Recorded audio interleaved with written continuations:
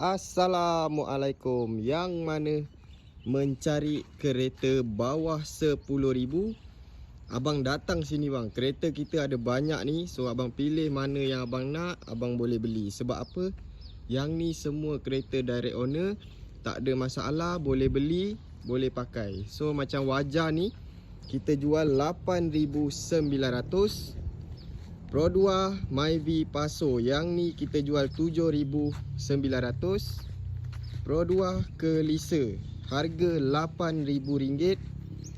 Proton Wajah MMC yang ni auto 1.6 tahun 2000, kereta siap ada sport rim, harga RM5,000 sahaja. Proton Saga FLX auto harga RM7,900.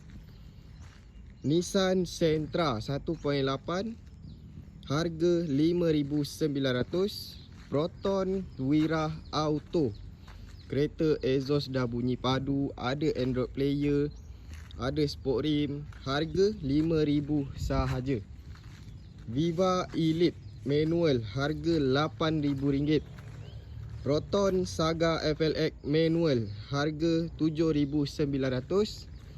Pro 2 Viva Elite auto tahun 2010. Yang ni bang, abang tengok kereta ni cantik sangat-sangat Yang ni cat pun masih original, bumper elite, grill elite. Abang tengok sport rim pun masih baru lagi. Cat memang cantik, tak ada masalah. Untuk dalaman, abang tengok sendirilah bang. Ada Android player, seat leather, memang cantik bang. Lampu depan pun kita dah coating, harga RM10,000 sahaja. Honda Accord 2.4 harga RM8,900. Proton Saga FLX harga RM10,000 sahaja, 2013. Proton Wajah auto harga RM5,000 sahaja.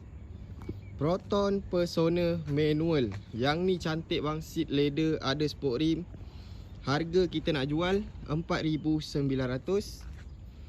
Proton Wajah ni RM5,900. Proton Saga ni kita nak jual RM3,999. Yang ni Proton Saga BLM manual harga RM2,900. Kancil turbo harga RM5,900. Proton Wajah harga RM7,000.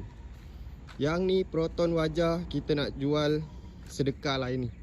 Abang tengok sendiri kereta ni bang.